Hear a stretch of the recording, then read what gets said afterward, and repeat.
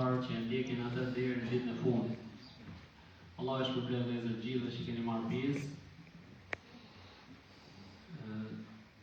Fillimisht duhet falenderoj hoxhallarët e nderuar që janë përgjigjur ftesës me gjithë dashamirësi. Hoxha Eduardi ka ardhur nga Prishtina, Kastile, sepse kishte lënë takim te xhamia Golan. Lushnjës. Hoxha Zejdi, po edhe ai me angazhimet e tij ka lënë vetëm për ne.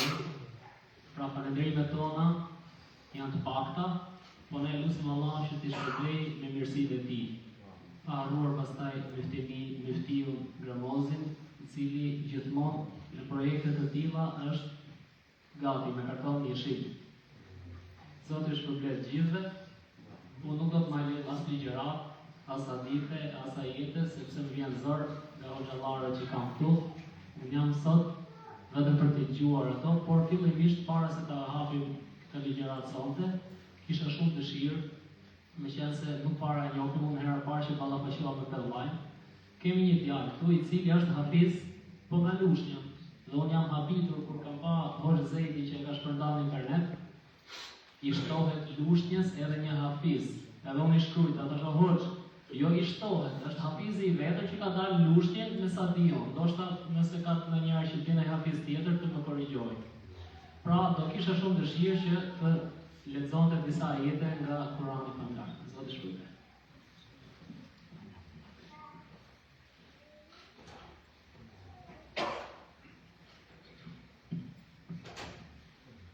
أعوذ بالله من الشيطان الرجيم يا أيها الذين آمنوا كتب عليكم الصيام كما كتب على الذين من قبلكم لعلكم تتقون أياما معدودات فمن كان منكم مريضا أو على سفر فعدة من أيام أخر وعلى الذين يطيقونه فدية طعام مسكين فمن تطوع خيرا فهو خير له وأن تصوموا خير لكم إن كنتم تعلمون شهر رمضان الذي أنزل فيه القرآن هدى للناس وبينات من الهدى والفرقان فمن شهد منكم الشهر فليصم ومن كان مريضا أو على سفر فعدة من أيام أخر يريد الله بكم اليسر ولا يريد بكم العسر ولتكملوا العدة ولتكبروا الله على ما هداكم ولعلكم تشكرون. Mashallah, Allah shpërblet. Allah të bëjë në drejt, që argument për të ditë në gjykim. Allah shpërblet, mashallah. Ishte çike emocione, po mashallah. Sa më shpesh dalësh kështu të dalin emocione. Tani do të japim fjalën Miftiut. Ka minutat sa të dojë vetë, pa limit. Kështu që do të lëm fjalën dhe unë do të them fjalën e fundit para se të ulem. Qëndroni inshallah deri në fund se kemi një surprizë pastaj në fund, një surprizë të vogël. Allah e shpërblet. Bismillahirrahmanirrahim. Alhamdulillahi rabbil alamin. Wassalatu wassalamu ala ashrafil mursalin wa khatamil nabiyyin Muhammadin sallallahu alaihi wasallam. Falenderoj Zotin e shtëpisë, mirënjohje dhe respekt që na krijon si vlerë të tilla, sepse këto me gjithse dhe këto uje kanë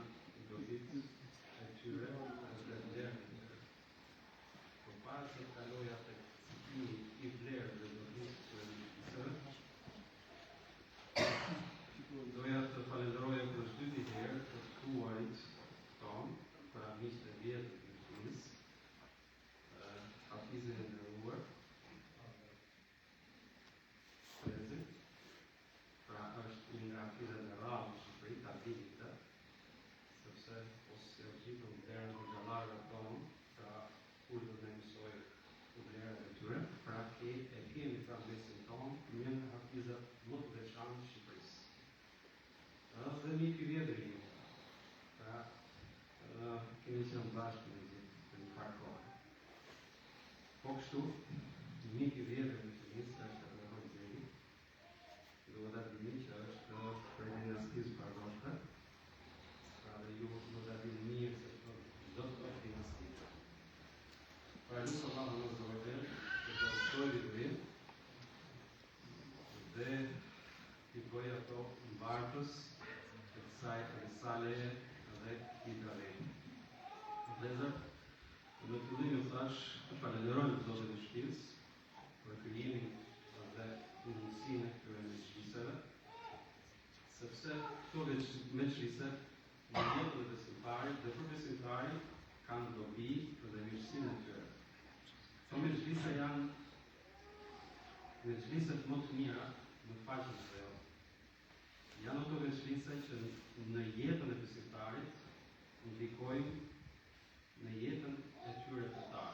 Pra e përmirësojnë ato, e rrisin besimin e tij, dhe janë ato veçlise që kujtohet dhe përmendet Allahu Azza wa Jall, dhe nuk kanë fond më të mirë dhe të dobishëm se sa ato vende ku përmendet Allahu. Dhe që kujtoja një hadith pejgamberit alayhis salam nga Tirmidhiu, Enes ibn Malik, transmeton se pejgamberi alayhis salam ka thënë kur të kaloni pra në ato vende të cilat i ka cilësuar si xhenetet, pra uluni në to.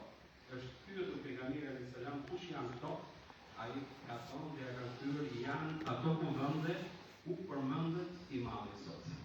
Pra jeni në xhenetet e dynjas. Pra dhe këtë mundësi na dha sot i Zoti i Shpirës, pra na dha sot i liri që ne të grumbullohemi, të përmendim Allahun Azza wa Jall, të njohim njëri tjetrin dhe të pyesim për njëri tjetrin, sepse kjo dynja bën punën e vet. Kjo dynja na merr në brendësinë e saj, harrojmë Allahun, atë që na krijoi, atë që na solli në dynja, atë që na ka dhënë mirësi dhe begati të pafundme, dhe harrojmë atë ne ta lartësojmë dhe ta madhërojmë ashtu siç duhet. Pra kjo mbrëmje është një nga ato mbrëmje që ne së pari do të falenderojmë pra Zotin e Shpirës për dhënien e kësaj mundësie. Dhe unë ashtu siç edhe i Ili nuk dua, sepse janë dy veta, dhe dëgjojmë për tyre inshallah për temën të cilën i Ili ka trajtuar. Pra edhe një herë tjetër, Zoti ju shpërbleft që e populluat të vend dhe të përfitojmë nga këshillet e vëllezërve tonë. Selam aleikum.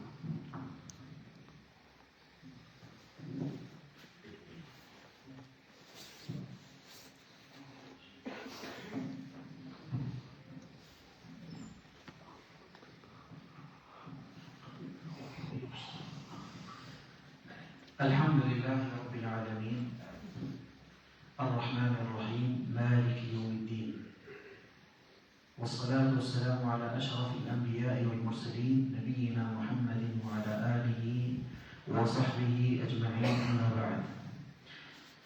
الله جل جلاله فلنبرئ صلوات المطر زينة طاقر بيغمير دون النبي صلى الله عليه وسلم كشتو صلوات برتهيهر الله ذو الجلال e përmend dhe e begaton në të 10 fish. Pas falënderimit Allahu Dhul Xhelal, falenderojmë Muftiun e nderuar, falenderojmë Hoxhën Lirin, Allahu i shpërblet për mundësinë që na ka dhënë për ftesën, dhe ishte se si që të mos i përgjigjem ftesës, sepse të dy i kemi një vëllezër të veçantë, kam shumë respekt për Muftiun. E du fort, Allahu e begatoft, gjithashtu për Hoxhën Lirin, Allahu na përdort ne dhe ata gjithmonë për hajër dhe për dobi të muslimanëve. O vëllezër, tema për cilën do flas unë do të përmend disa transmetime,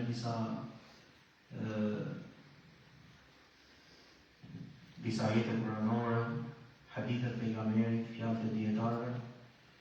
Është një temë që ndoshta shpesh e keni dëgjuar. Por pëlqej të flas shpesh për këtë, sepse kjo është mirësia më e madhe që Allahu Dhul Xhelal na ka dhënë, që na ka dallu në mesin e shumë njerëzve. Allahu Xhaleshanuhu o lezer në një ajet kuranor thot: "Wa in ta'uddu ni'matallahi la tuhsuha." Nëse do të filloni të numëroni mirësitë e Allahut, s'keni do t'i mbaroni ndonjëherë. S'keni nevojë me i mbaroni ndonjëherë mirësitë dhe begatitë që ju rrethojnë nga gjitha anët. Mirë po kam se prapë ka mos një njohës ndaj begative të Allahu Xhelaluhu. Allahu na ka kriju, na ka begatu, na ka furnizu, e kur vjen puna shumë njerëz, tregohen mos një njohës ndaj madhështisë së Allahut Dhul Xhelal. Begatia më e madhe që na ka dhënë Imamullah i Zot dhe na ka dalluar prej shumë njerëzve faqen e tokës, është begatia e imanit, begatia e Islamit, madhështor. Wallahi nuk ka mirësi më të madhe se sa mirësia e besimit. Allahu Xhelaluhu begatitë e tij i shpërndan dhe i derdh aty ku don dhe aq sa don ai. Ju jep njerëzve secilit aq sa e meriton. Në një ajet kuranor Allahu Dhul Xhelal thot: "Ahum yaqsimuna rahmata rabbik, nahnu qasamna bainahum ma'ishatahum fil hayati ad-dunya." A mos valla aty ju takon që të caktojnë se kur zbret profecia e Allahut, begatia më e madhe, profecia. Pra ne pejgamberët e Zotit janë arka e njerëzimit, i dërgoi Allahu Dhul Xhelal me një mesazh të vetëm të gjithë unifikuar, dhe ky mesazh është fjala la ilaha illa Allah. Adhurimi i Allahu Dhul Xhelal dhe me punën me fitu knajsinë e Allahut dhe botën tjetër. Pastaj thot: "Nahnu qasamna bainahum ma'ishatahum fil hayati ad-dunya." Ne do të jemi që e ndajmë rrezikun dhe furnizimin për secilin në dynja. وَرَفَعْنَا بَعْضَهُمْ فَوْقَ بَعْضٍ لِيَتَّخِذَ بَعْضُهُم بَعْضًا سُخْرِيًّا. Disa I kemi ngritur, disa I kemi ulur, disa I kemi bërë që I kemi përdorur për disa tjerë, në ndihmën e disa tjerëve. Të gjithë dietarët kur flasin për begatitë e Allahut, unanimisht janë dakord, janë të unifikuar se mirësia më e madhe është mirësia e Islamit. Mirësia e Islamit. Për shkak se mirësia e Islamit Allah të mbron nga dënimi I varret. Kur shkosh në jetën e barzahut, është kjo tema dashtore e cila do të mbrojë ty nga dënimi I varret. Do të mbrojë nga dënimi I varret. Mirësia e Islamit do të jetë shpëtim për ty dhe rehati ditën e Kiametit. E gjëm shpesh për ditën e Kiametit dhe për etapat e saj të vështira, për ditën e gjykimit. Por gjithashtu Allahu na ka treguar se ka edhe përgëzime dhe mushte për ata të cilët e përqafojnë Islamin, fenë e vetme të Allahut Dhul Xhelal. Në një ajet kuranor thot Allahu Dhul Xhelal: "Atë ditë ku do të ketë vështirësi nga më të ndryshmet, thot: "Yawma tabyaddu wujuhu wa taswaddu wujuh." Atë ditë ku do të ndrisin disa fytyra dhe do të nxihen disa fytyra tjera. Thot Abdullah ibn Abbas: "Tabyaddu wujuhu ahli sunnati wal ihtilaf wa taswaddu wujuhu ahli al-bid'ati wal ihtilaf." Atë ditë do të ndrisin nga mëshira Allahu Dhul Xhelal fytyrat e banorëve e poseduesve të kësaj feje madhështore, të cilët kanë qenë të bashkuar, siç na ka bashkuar Allahu në xhami për hapjen e Allahut Xhelaluhu.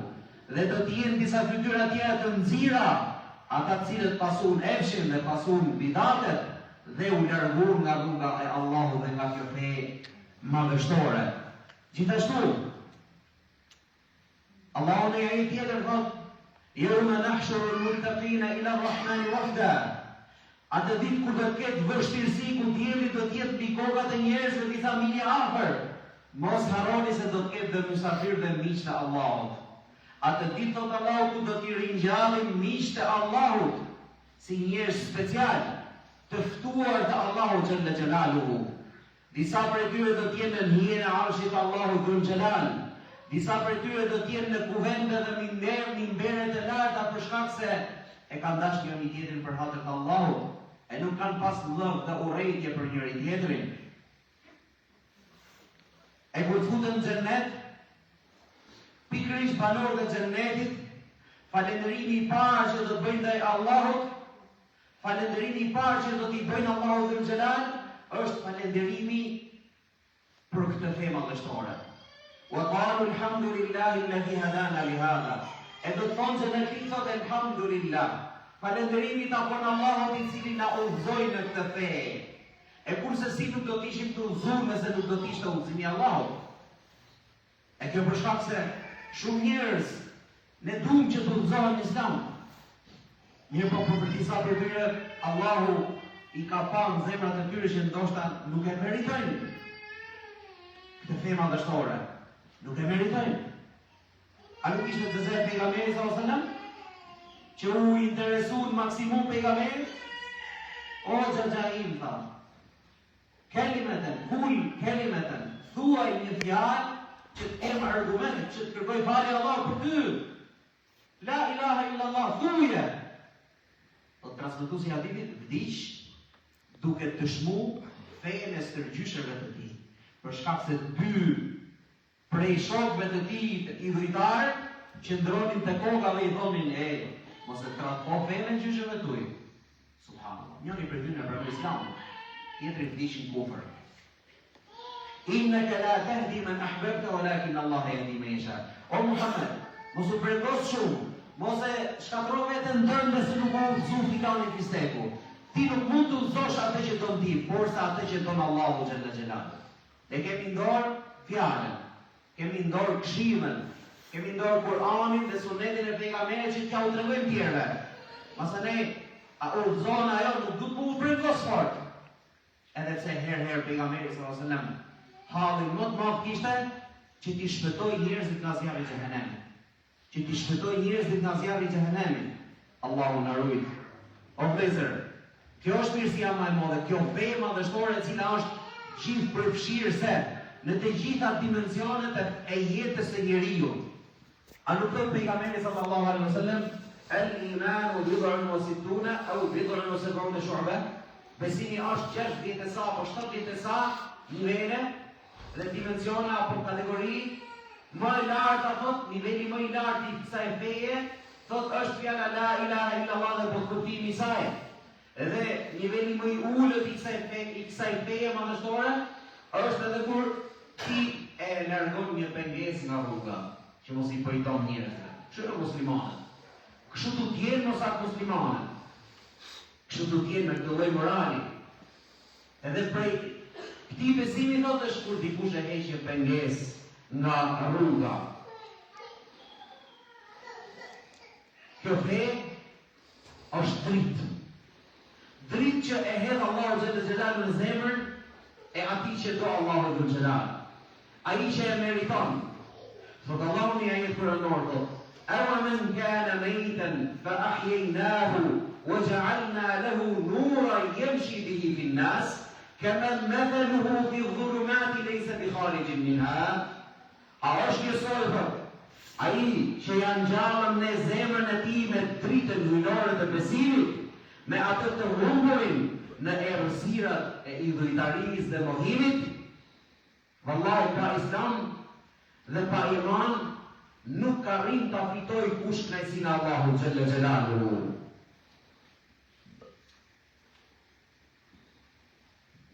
Dynjana vëllezër Allahu xhalla xhelaluhu është fakt që ja jep kujdo. Për shkak se nuk ka për shumë dynjaja tek Allahu. Por pejgamberi sallallahu alaihi wasallam, Allahu ja jep dynjan atij që e don dhe atij që nuk e don. Kemi pa prap mos mos ndaj Zotit, mohus madje ndaj Zotit, që kanë pasuri, kanë begati, të gjitha begativa Allahut janë. Allahu ja ka dhënë. Allahu ja jep dynjan atij që do dhe atij që nuk e do mirë, por nuk ja jep imanin, nuk ja jep besimin, nuk ja jep këtë fe madhështore dhe udhëzimin thot vetëm atyre njerëzve që i don. A ka gjë më të mirë se me dashur Allahu xhalla xhelaluhu? Për këtë sakrifikonin shokët e pejgamberit sallallahu alaihi wasallam, që të ishin për të dashurve të Allahu xhalla xhelaluhu. Për këtë sakrifikoi gjithçka pejgamberi sallallahu alaihi wasallam. Kur po kthehej nga Taifi, kur e dëbuan banorët e Taifit duke goditur me gur derisa i rroti gjatë nga trupi, derisa Allahu dhul xhelal dërgon Xhibrilin dhe i thotë ky është meleku maleve, nëse dëshiron që ti dënoj atë popull, thotë o Zot, in lam yakun bika ghadabun alayya fala ubali. Nëse ti nuk hidhërohesh me mua, thotë, nuk do t'ja di, thotë. Subhanallah. Nëse ti nuk je i hidhëruar me mua, thotë, unë nuk du t'ja di se sa vujtje kaloj. Shkak se ishte i bindur se kjo dynja është e përkohshme, shkalimtare. Sprovat e kësaj dynjaje kalojnë. Më shumë i du sprovu ishte pejgamberi i Zotit sallallahu alaihi wasallam. Ibn Taymija Allahu mëshiroft thotë, në dynja është një xhennet, të cilin nëse dikush nuk e provon, ai vështirë ka me e provu xhennetin e përhershëm botën tjetër. Kur e pyetën se cili është ky xhennet, tha ëmbëlsia e besimit në Allah.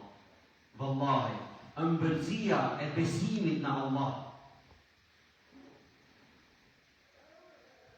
Thot në një hadith që transmeton Enes radhiyallahu anhu në Sahihun e Muslimit, thot pejgamberi sallallahu alaihi wasallam, kur flet për xhennetin e botës tjetër dhe mirësitë e xhennetit të botës tjetër, xhennetit përhershëm, thot do të lihet me një prej banorëve të dynjas i cili e ka caktuar Zoti sot që do të jetë prej banorëve të zjarrit. Do të jetë ky person nga ata që mos shumti ka pas begative këtë dynja, ka pas pasuri, ka pas shumë mirësi materiale. Edhe do të merret thot në ditën e gjykimit. Edhe do të hidhet për një çast thot në zjarrin e xhehenemit. E pastaj do të nxirret dhe do t'i thuhet Ibn Adam, hal ra'aita khayran qat? A ke mend thot ke shkaluar ndonjë çast të mirë? Thot, a mend thot se ke kaluar çaste të lumtura? Thot o Zot, do të s'vaj mend thot asnjë çast të mirë në jetën time. Një moment, një çast që u fut në zjarrin e xhehenemit. Allahu na ruaj.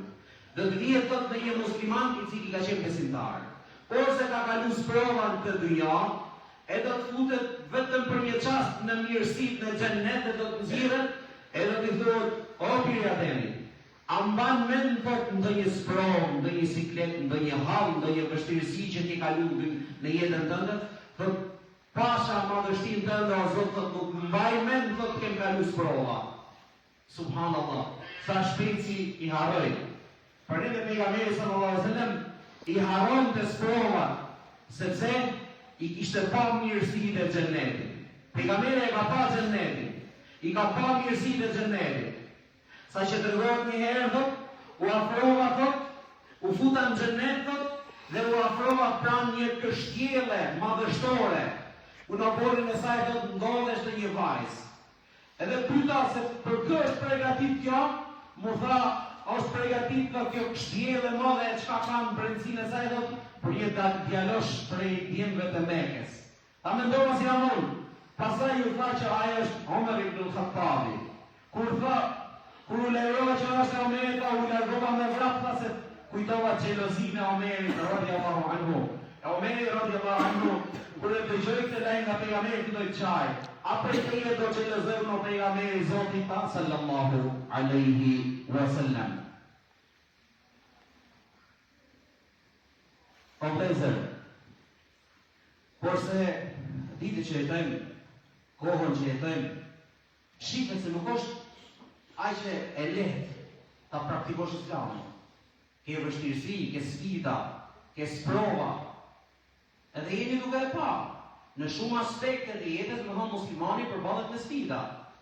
Me një pjesë tamata, me një pjesë lagunisia, me një pjesë shturje të ndryshme, rrjetet sociale, emisione, e shumë shturje dhe argat të shejtanit që punojnë për ta shuajt dritën e Allahut xhalla xhelaluhu.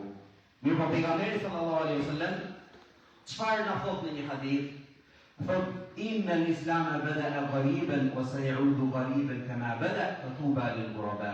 Mos harroni se Islami, kjo fe madhështore, kur e nisi thot fillim thot, ishte si i huaj mesin e njerëzimit. Ishte vetëm pejgamberi sallallahu alaihi wasallam. Edhe thot do të vjen një kohë që gjithashtu do të konsiderohet si i huaj.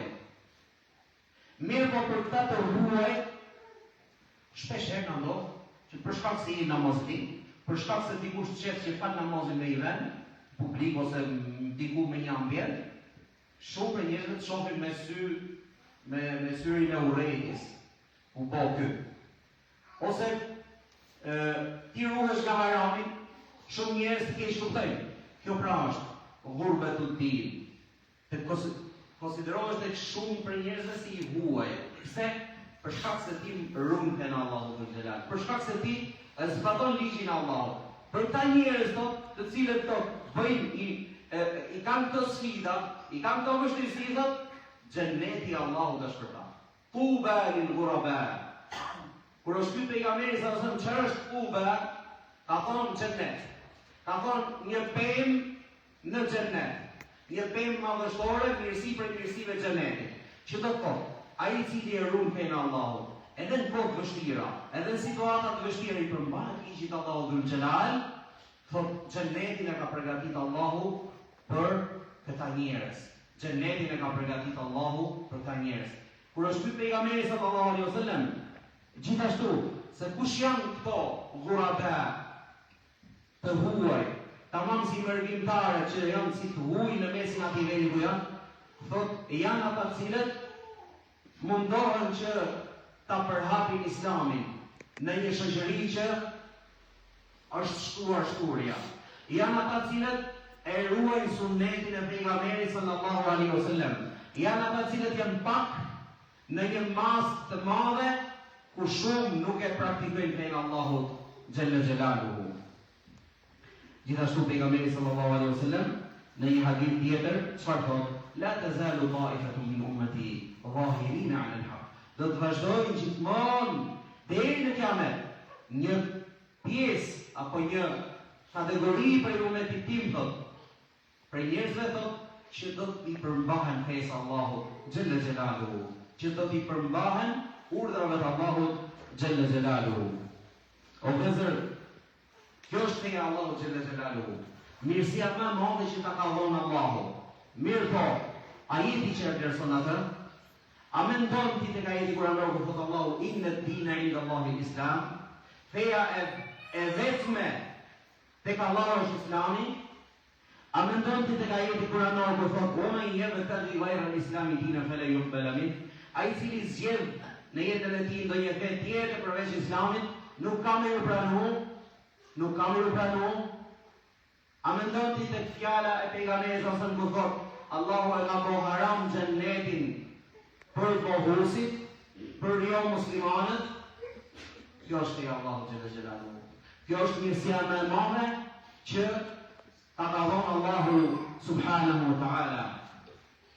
Mirësia e Islamit, mirësia e Kur'anit, për cilën Allahu dhul xhelal thotë وَكَذَلِكَ أَوْحَيْنَا إِلَيْكَ رُوحًا مِنْ أَمْرِنَا. Kështu thotë Muhammed ta dham ty domethënë shpirt, e ka thujt këtë themë dështore, e ka thujt Kur'anin i cili erdhi me Islamin, e ka quajtur shpirt, për shkak se Islami dhe Kur'ani i qadëron shpirtrat e besimtarëve, i qadëron shpirtrat e muslimanëve. Transmeton te hadith, transmeton Jabir radhiyallahu anhu thotë Omeri radhiyallahu anhu një ditë prej ditësh erdhi tek pejgamberi sallallahu alaihi wasallam dhe në duart e tij mbante një fletush prej Teuratit. Teurati i cili u deviju. Edhe filloi ta lexojë. Unë vërgos pejgamberi sallallahu alaihi wasallam shumë dhe u kthye Umar ibn al-Khattabit dhe i tha: "A mutahawwikuna fiha ibn al-Khattab?" A mos valë, thot, ju kam lënë në hutes, thot, o, i biri i Khattabit, a mos valë ka mangësi i feja me cilën e raunë o biri i Khattabit, pasha ato i cili ka ndorë shpirtin tim, thot, ju kam ardhë me fejnë Allahut, e cila është e bardhë, e qartë, e plotësume, nuk ka nevojë për asgjë tjetër. E pastaj thot, vallahi thot, edhe nëse Musa do t'ishte i pranishëm thot, në kohën time thot, nuk do të bënte zgjedhje tjetër vetëm se do të ndiqte dhe do të pasonte fenë me të cilën unë erdha. Vetëm se do të më pasonte mua. Musa alayhi as-salatu was-salam. E lusim Allahun xhella xhelalu që të na bëjë ne falënderues natën dhe ditën për këtë mirësi të madhe. E lusim Allahun që të na bëjë ne mirënjohës ndaj begative të Allahut dhe ndaj begatisë së kësaj feje madhështore që na ka zgjedhur në mesin e shumë njerëzve që nuk kanë informacion për këtë begati të madhe. Kur është pyet Hasan al-Basri, mos gaboj Hasan al-Basri, thot مساكين أهل الدنيا خرجوا منها وما ذاقوا أطيب ما فيها. Thot miskinët e dynjas thot, janë ata cilët kanë hik nga dynjaja edhe nuk arritën që të shijojnë ëmbëlsinë më të madhe të dynjas. Kur e pyetën se cila është kjo, tha kjo tema dështore. Ëmbëlsia e besimit në Allah. Ëmbëlsia e besimit në Allah, për të cilën Umar ibn al-Khattabi çfarë thonte? Nahnu qawmun a'azzana Allahu bil Islam. Ne jemi njerëz që na ka kryenuar Allahu me këtë tema dështore. Sa herë që ti musliman të potencosh apo tentosh që të gjesh krenari në diçka tjetër për posfes Allahu, ke për të poshtuar. Vallahi, muslimanët nuk janë krenu brez pas brezi vetëm se kur kanë qenë kap mas Kur'anit, kur kanë qenë kap mas fesë Allahu xhalla xhelalu dhe mas sunetit dhe porosive të pejgamberit sallallahu alaihi wasallam. O vëllezër, pa zgjatur, kjo tema dështore ka nevojë që të ruhet, ka nevojë që të rigjenerohet, për shkak se pejgamberi sallallahu alaihi wasallam në hadith çfarë thotë? Thotë inna al-imana la yakhlaqu fi jawfi ahadikum kama yakhlaqu ath-thawb. Thotë imani, të cilin ta ka dhënë Allahu, vjetërsohet ashtu siç vjetërsohet rroba. Prandaj luteni Allahun që t'ia ripërtri her pas here besimin. Po si ripërtrihet besimi? Besimi ripërtrihet me Kur'an. Kur'anin të cilin Allahu dhul xhelal e zbriti për 3 synime madhore, për ta këndu me gjuhën tona. Wa rattilil Qur'ana tartila. Dhe këndoje Kur'anin ashtu siç i ka hije madhështisë e Kur'anit. E zbriti Allahu për ta medituar me zemrat tona. Thot Allahu thot, kitabun anzalnahu ilayka mubarakun liyadabbaru ayati. Ta kemi zbritur Kur'anin jo për të vënë për mure, apo për ta futur në syrtar apo për stok makinës, po për të medituar dhe e treta për ta vepruar thot atë çka ka për kuptimin e Kur'anit, për ta vepruar dhe për ta praktikuar fjalën e Allahut xhalla xhelaluhu. Ky besim o vëllezër ripërtrihet duke marrë pjesë në mezhlise të dijes, siç është ky mezhlis. Prandaj do të thonë mos nguro, sa herë që dëgjon lajme ku ka mezhlise të dijes, mundohu të sakrifikosh nga dynjaja materiale edhe të shkosh në mezhlisin e dijes për shkak se rigjeneron besimin tënd. Ky besim o vëllezër rigjenerohet gjithashtu me adhurime, me ibadete, edhe ne shumë shpejt e kemi një sezon të artë, sezon ku më së miri rigjenerohet dhe ripërtrihet besimin e zemrat tona. E lutim Allahun xhelal që të mos na privojë nga mirësitë e mujit begat të Ramazanit, e lutim Allahun xhelal që ta arrijmë muajin e Ramazanit edhe ta shfrytëzojmë këtë Ramazan ashtu siç do Allahu xhelal xhelaluhu. E lutim Allahun që të na bëjë dobi këto fjalë. أقول قولي هذا وأستغفر الله لي ولكم والسلام عليكم ورحمة الله.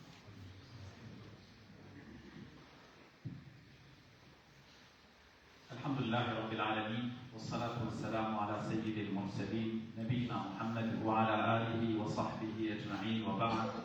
ما من الله تمشروا وتتمشروا برسد. Përshëndetje i dërgoj për më të zgjedhur e njerëzimit, profetin tonë sallallahu alaihi wasallam, mbi shokët e tij dhe mbi të gjithë ata të cilët ndjekin dhe pasojnë rrugën e tij deri në ditën e gjykimit. Allah është shpërblet në fillim për pikpritjen. Zoti është shpërblet imamin e xhamisë, Hoxha Biri për ftesën. Allahu është shpërblet të gjithëve lutë Zotin e qetësisë, që kështu siç na ka bashkuar këtë vend, na mësoj të bashkohemi edhe në xhenetet e tij. Njëherë, një sahab dëgjon se sahabiu tjetër Abu Darda kishte dëgjuar dhe dinte diçka prej profetit alayhi salam që ky nuk e dinte. Por Abu Dardaja kishte kaluar, pra përjetuar ishte shpërngulur në Damask. Dhe ky sahabiu niset nga Medinja, shkon në Damask pranë 100 kilometra për të shkuar dhe për ta pyetur Abu Darda për atë çështje. Kur shkon tek Abu Darda, thot kam ardhur prej Medinje për të pyetur për një mesele që ti e di, pra dhe unë nuk e di. Thot Abu Darda, mos ke ardhur për tregti, mos ke ndonjë punë, jo, vetëm për këtë çështje. Atëherë i thot Abu Darda, të përgëzoj, e kam dëgjuar profetin alayhi salam, duke thënë se ai njeri i cili e ndjek një rrugë për të kërkuar dituri, Allahu i lartësuar për shkak të kësaj rruge, pra që ty ka ndjek, ja lehtëson rrugën për xhenet. Më pas vazhdon Abu Dardaja dhe i thot, pra hadithin e profetit alayhi salam, kur melekët e Allahut i shtrihin krahët e tyre, pra për nxënësin e dijes, për kërkuesin e dijes në shenjë kënaqësie për atë që ai ka. Për kërkuesin e dijes, për profeti alayhi salam, për njeriu e dijes, kërkojnë falje për të çfarë ka në qiell dhe në tokë. Madje thot edhe peshqit në det. Vlera e njeriu të dijes, ndaj adhuruesit është si vlera e hënës ndaj planeteve të tjera. Dhe thot profeti alayhi salam më pas, njerëzit e dijes janë trashëgimtarët e profetëve. Profetët thot nuk kanë lënë trashëgimi dinar dhe dirhem, por thot kanë lënë trashëgimi dituri. E kush e merr pra atë, pra jep hakun e saj, e gjon pra mëson diçka, e ve atë në praktikë. Thot profeti alayhi salam e ka marrë atë hisën pra trashëgimisë të plotë. Dhe unë e lusë Zotin e qetësisë, që gjithve, pra secili ka angazhimet e tij, secili ka punët e tij, e ka ndarë këtë kohë pra për të gjuar diçka për fenë e Allahut të lartësuar. E lusë Zotin e qetësisë që gjithve të na bëj pjesë të këtij hadithi, pra që transmetohet për profetin alayhi salam. Vëllezër të nderuar, motra të nderuar, ne jemi në pritje të një muaji madhështor. Të një muaj begat, muaj i Kur'anit, muaj i Ramazanit, muaj i mirësive të mëdha, ku profeti alayhi salam në një hadith thot, kur hyn muaji i Ramazanit, hapen dyert e xhenetit, mbyllen dyert e xhehenemit dhe prangosen shejtanët. Hadithi është në Buhariut. Një hadith tjetër thot profeti alayhi salam, kur vjen Ramazani, hapen dyert e mëshirës. Në një hadith tjetër profeti alayhi salam thot, kur vjen nata e parë e Ramazanit, prangosen shejtanët, rebelët e gjinjve. Mbyllen dyert e xhehenemit dhe nuk hapet asnjë derë. Hapen dyert e xhenetit dhe nuk mbyllet asnjë derë. Një thirrës tret, o ti që do të prosh vepra të mira, hajde, afrohu. O ti që dëshiron të prosh vepra të këqija, ndalu. Ky muaj është muaji i Kur'anit, pra muaji i cilin ne e presim, muajin e Ramazanit. Është muaji i Kur'anit, ku Zoti i qetësisë thot në Kur'an, shahru Ramadan alladhi unzila fihi al-Qur'an. Muaji i Ramazanit, kur të ka zbritur Kur'ani. Muaji Ramazanit është muaji i faljes. Profeti alayhis salam përmend në hadith ku thot 5 namazet, xhumaja del xhuman tjetër, Ramazani del Ramazanin tjetër, janë shkak për fshirjen e mëkateve që bëhen mes tyre. Në një hadith tjetër, profeti alayhis salam thot kush agjeron Ramazanin, men sama Ramadane imanan wa ihtisaba, ghufira lahu ma taqaddama min dhanbi. Kush e agjeron Ramazanin duke besuar dhe shpresuar pra mëshirën e Zotit, shpërblimin e Zotit, i falen atij mëkatet që ka bërë më parë. Në një hadith tjetër profeti alayhis salam thot kush falet men qama Ramadane imanan wa ihtisaba, ghufira lahu ma taqaddama min dhanbi. Kush falet gjatë netëve të Ramazanit, duke besuar dhe shpresuar pra shpërblimin e Zotit, i falen atij mëkatet që ka bërë më parë. Në muajin e Ramazanit ndodhet një natë, e cila është më e mirë se një muaj. Zoti na tregon në Kur'an, profeti alayhis salam na ka treguar në hadithet e tij. E thot një hadith profeti alayhis salam men qama laylatal qadri imanan wa ihtisaba, ghufira lahu ma taqaddama min dhanbi. Kush falet gjatë natës së katërt, duke besuar dhe shpresuar mëshirën e Zotit, pra i falen atij mëkatet që ka bërë më parë. Muaj kur mirësitë në të janë të shumta. Muaj i cili është i veçantë. Ky muaj është ndryshe tek Zoti i gjithësisë, është muaji i Allahut. Ky muaj është ndryshe edhe tek Xhibrili alayhis salam, sepse Xhibrili alayhis salam pas i ndrojit profeti alayhis salam në tokë zbret muajin e Ramazanit. Veçantë është ndryshe për Xhibrilin alayhis salam. Ky muaj, të cilin ne e presim dhe lutim Zotin e gjithësisë na mësoj të arrijmë, ishte ndryshe edhe për profetin sallallahu alaihi wasallam. Kur përshkruhet profeti alayhis salam ishte më bujar dhe ishte më bujar pra në Ramazan. Pra më ndryshe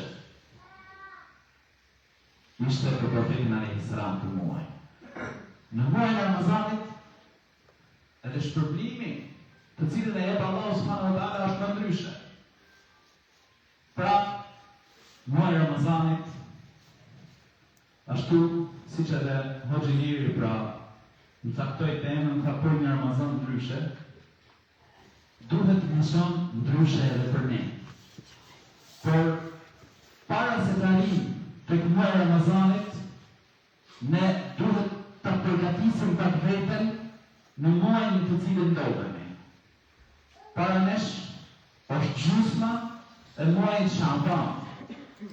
Kur vjen hadith profetit alayhis salam se i madhi Zot shpështron, shikon pra njerëzit e tokës, banorët e tokës në gjysmën pra natën e gjysmë e mesme të muajit Shaban. Dhe i fal që gjithë, përveç një idhujtari, një i cili bën shirk Allahut të lartësuar, dhe një njeri i cili mban miri. A një transmetim tjetër për një njeri i cili ka shpërt lidhjet me farafisin. Në normal, kjo hadith i profetit alayhis salam të vështirëtia. Që secili me papën vetë alhamdulillah, çështja e shirkut, Zoti na ka mundsuar me shoh musliman në shkallë të pastër prej saj. Ndërsa kjo çështja e dytë, ajo e mërisë, e problemeve me fisin, e problemeve familjare, këto ndodhin në mesin e muslimanëve mund t'i kemi. E secili me u përgatit pra që Allah subhanahu wa taala na fal, na mëshiroj, të të mundohet që këto gjëra me i sheshu. Gjanë sot, ndoshta fëmija me prindit, ndoshta vllai me vlla, ose kushëri me kushëri. Në qiell, flasim për muajin e Ramazanit, dhe Allah subhanahu wa taala bën shkak me të falë mëkatet. Flasim se Zoti i gjithësisë çdo natë të lejtë të Ramazanit bëron njerëz në zjarrin e xhenemit. Tani kemi edhe këtë hadith, pra që para përgatitemi për të Ramazan. Që Zoti i gjithësisë na fal në mëshiroj pra para se të hyjë muajin e Ramazanit. Muaji i Ramazanit është muaj i veçantë. Është ndryshe thamë, tek Allahu i lartësuar, ndryshe nga muajt tjerë. Është ndryshe thamë për Xhibrilin, është ndryshe për Muhamedit alayhis salam. Dhe patjetër, Ramazani duhet me shoh ndryshe edhe vetë mësi besimtar. Dhe secili përgatitet për këtë muaj të vërë vetes disa objektiva, disa gjëra që unë ky Ramazan për mua duhet me shoh ndryshe. Dhe gjëja kryesore për cilën është obliguar agjerimi i muajit Ramazanit është devotshmëria. Dhe thërë hadithi, ja ayyuhalladhina amanu kutiba alaykumus siyamu kama kutiba alal ladhina min qablikum la'allakum tattaqun. O ju që keni besuar, ju është bërë obligim agjerimi. Ashtu siç ishte bërë obligim atyre që ishin para jush, në mënyrë që të bëhen të devotshëm. Njëherë, përmendet se Ubejut në Ka'b e pyet Omerin Zoti qoftë i kënaqur prej tij. I thotë, çfarë është pra Omeri, para me pyet Ubejin. Thotë, çfarë është devotshmëria? Dhe ky për ta përkufizuar ose për ta përshtat në masën e njerëzve tha o përsi besimtarëve. A ke hecë thamë dhe njëherë pra në një vend ku ka baka, ka bar, ka ndoshta të i papastërti. Ta çfarë ke po? Kafe, gjemba, dhe gjithë, e kemi provu, kemi hecë. Çfarë ke po, tha? Ka mbyt robën, tha. Tamam, kjo është. Pra me mundu robi, me urojt në dunja, me urojt për pësijave. Edhe agjerimi duhet me shani tillë për ne. Agjerimi muajit Ramazanit duhet me shani tillë me arrit devotshmëri, me agjeru muajin e Ramazanit ashtu pra siç duhet. Zoti i qetësisë nuk ka nevojë që ne lejmë ushqimin dhe mpijen.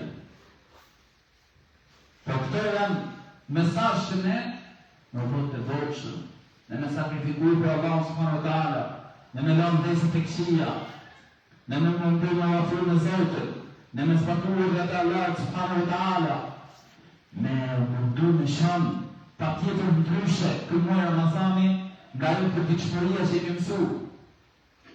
Ne në Ramazani lej pijen, lej ushqimi, pse? Se Zotit më shef. Allah subhanahu wa taala më bikëshur. Po, 30 dit për Ramazanit, unë mësohem, ndryshon të gjët e kumë, rënjoset të gjët e kumë. Se dhe dhe të thonë, njeriu që të mësohem diçka, ndryshon diçka i duhet nga gjatë dhe 21 dit. Allah subhanahu wa taala të ka bërë një muaj. Që ti dalësh për një shkollë të devotshmërisë. E dalësh një jetë pastaj më ndryshe. Kjo është çështja e parë. Çështja e devotshmërisë, me agjeru, me mundu me agjeru si që ka bërë profeti alayhis salam. Çfarë bërë profeti alayhis salam?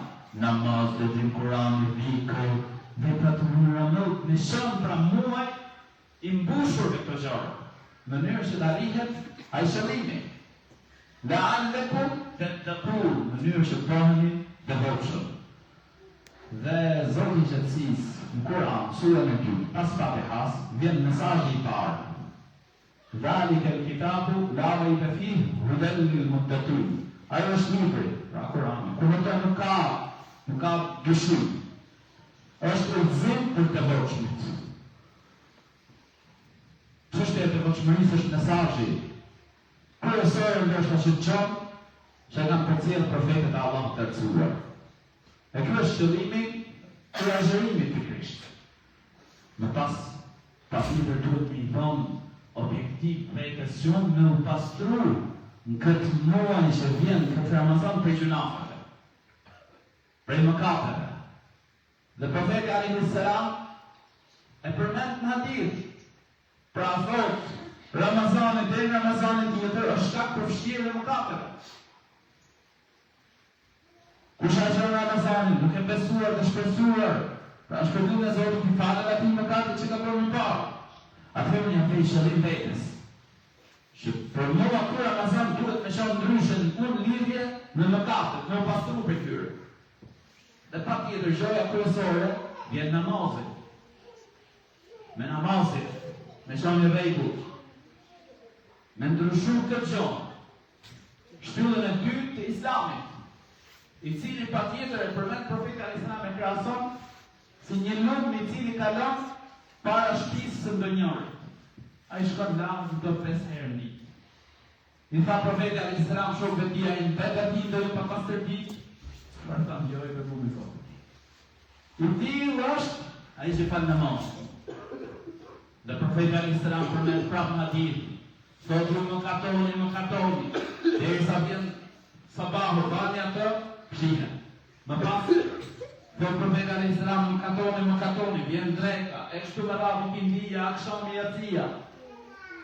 Pra secili namaz shkak për fshirjen e mëkateve që bëhen mes tyre. Dhe muaji Ramazanit është pikërisht muaj ku njeriu subhanallahu me fillu, pra me shon ndryshe për Ramazan. Nëse nuk ka qenë korrekt me namazet, nuk ka qenë i rregullt me to, me thonë tani do të jemi rregullt të çava. Dhe me shon ky Ramazan, pra me agjërim këtë Ramazan ashtu siç duhet, shkak për fshirjen e mëkateve tona. Patjetër, një prej gjërave që ose qëllimeve që i dhon robi vetes në Ramazan me u bë njeri falënderues. E për të folja dhe hoxha. Me u bë falënderues dhe i Zotit qëtësisë. Për mirësinë që ka dhënë. Se njeriu nuk tregohet falënderues në shumë raste, vetëm se kur e humbet mirësinë. Haron, kuptoj, sot ajo mirë, kam shtetin mirë. Në moment që humb,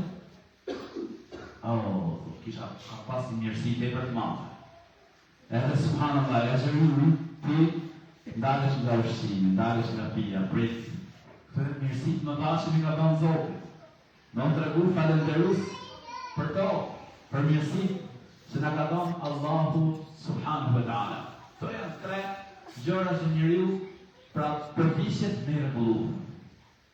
Patjetër që gjërat të cilat pra ky Ramazan që vjen me shumë më ndryshe është edhe pjesa e ruajtjes së dirë fartisnore, ruajtjes së vllazërisë mes nesh.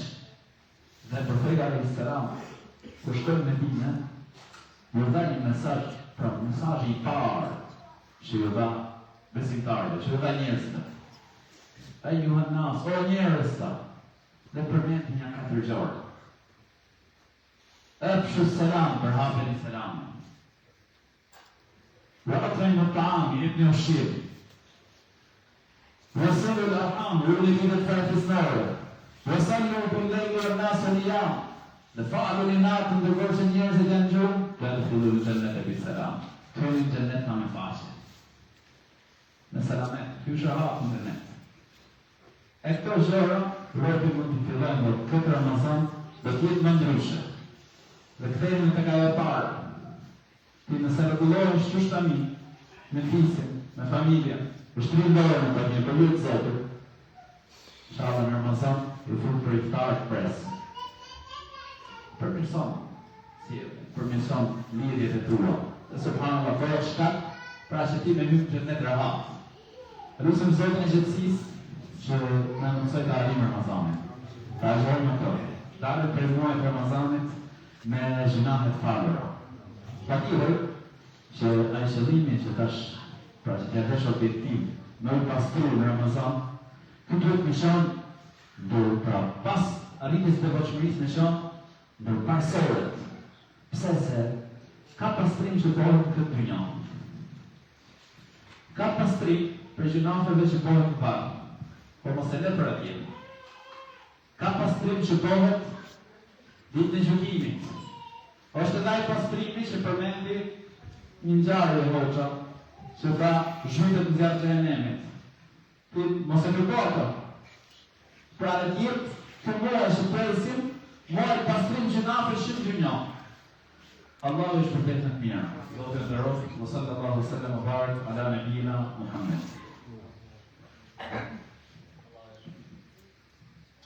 Allah është shpërblet gjithë hoxhalarëve, miftilët edhe juve.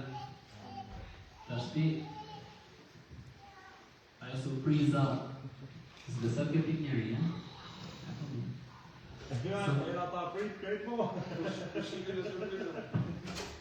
Surpriza ishte një punë që vllai Drizi që ka unën e kishte nisë që para një viti, kur bam një ligjërat para një viti, po nuk u realizu, kështu që këtë vit ka bën një dhuratë për xhamin tonë posaçërisht, me qenë se pjesën më të madhe na njeh. Inshallah është sonte një dhuratë, po them një okazion. Një umre falas, Allah është shpërblet atij. Kështu që gjithë secili do shkruaj emrin, emër mbi emër, e falos letrën, edhe do të falet namazi, do thirret ezani, do falet namazi, që lami që kohë të bajnë, kush dhe ke dua më sinqert, namaz.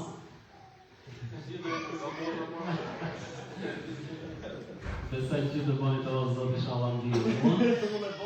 Kështu që gjithë secili që do t'i bjeri shorteu, po e them, do ta ketë për veten e tij. Gratë, nëse i bjena njarës nga gratë, mund t'ja laj burrit vet, vllajt vet, ama nëse do t'i bjerë burrin, do t'jetë vetëm këtu, një disë.